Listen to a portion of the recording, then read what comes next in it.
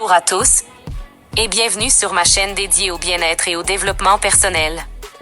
Aujourd'hui, nous allons plonger dans un sujet important mais souvent mal compris, la solitude. Nous explorerons son impact sur notre bien-être mental et physique, ainsi que des stratégies pour la gérer de manière saine et constructive. Restez avec nous jusqu'à la fin pour découvrir des conseils pratiques et des exemples concrets pour naviguer à travers la solitude. La solitude est un état émotionnel qui survient lorsque nous nous sentons seuls ou isolés, que ce soit physiquement ou émotionnellement. Elle peut être vécue même en présence d'autres personnes si nous ne nous sentons pas connectés à eux. Il est important de noter que la solitude n'est pas nécessairement synonyme de solitude physique, mais plutôt d'un sentiment de déconnexion et d'isolement émotionnel. La solitude peut avoir un impact significatif sur notre bien-être mental et physique. Sur le plan mental, elle peut entraîner des sentiments de tristesse, d'anxiété et de dépression. Lorsque nous nous sentons seuls, nous avons tendance à ruminer sur nos pensées négatives et à nous concentrer sur nos insuffisances, ce qui peut aggraver notre état émotionnel.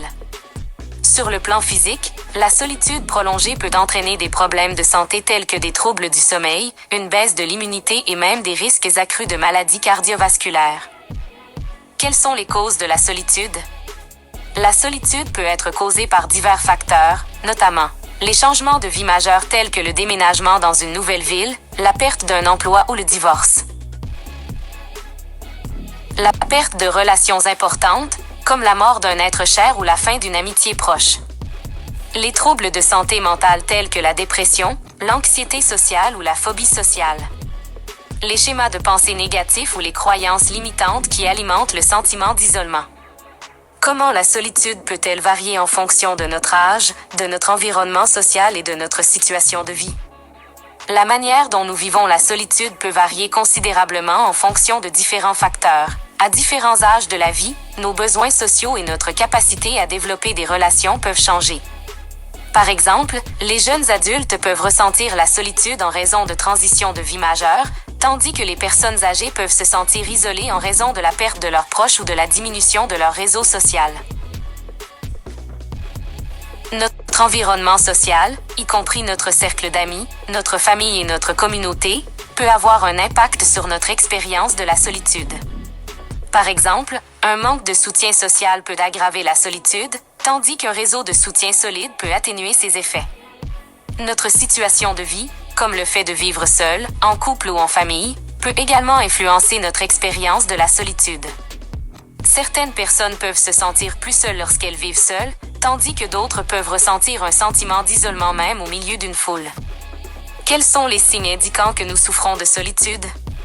Certains signes courants de solitude peuvent inclure un sentiment persistant d'isolement ou de déconnexion des autres, des sentiments de tristesse, d'anxiété ou de dépression.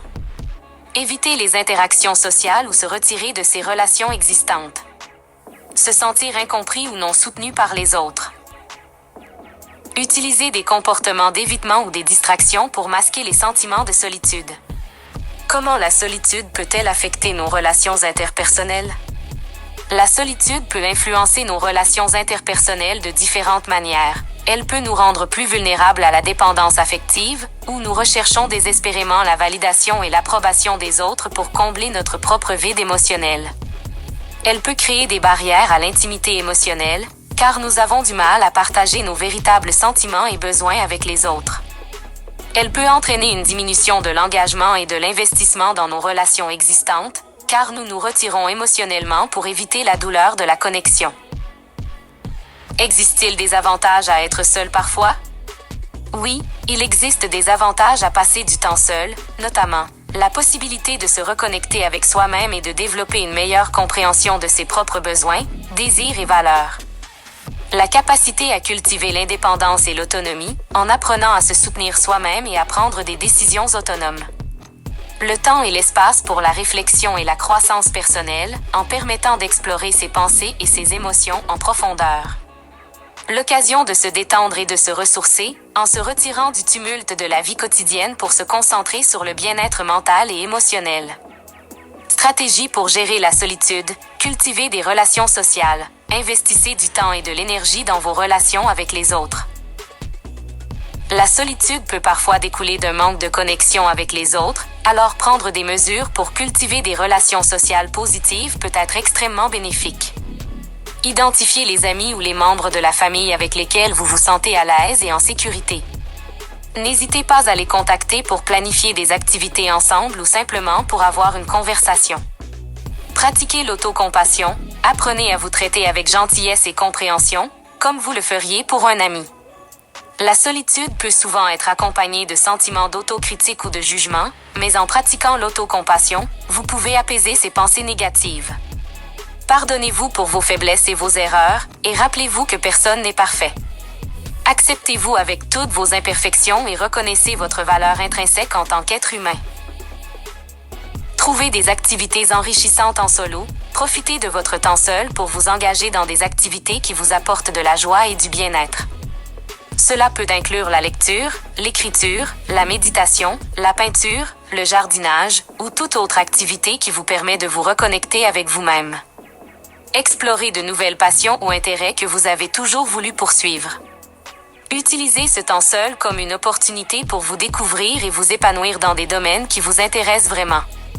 Utilisez la technologie de manière positive. Utilisez les réseaux sociaux et les applications de messagerie pour rester en contact avec vos proches, mais faites-le de manière intentionnelle. Utilisez ces outils pour entretenir des relations significatives et nourrissantes, plutôt que de simplement combler le vide avec des interactions superficielles. Recherchez des communautés en ligne ou des forums qui partagent vos intérêts ou vos passe-temps. Cela peut vous aider à vous connecter avec d'autres personnes qui partagent vos valeurs et vos passions, même si elles sont physiquement éloignées.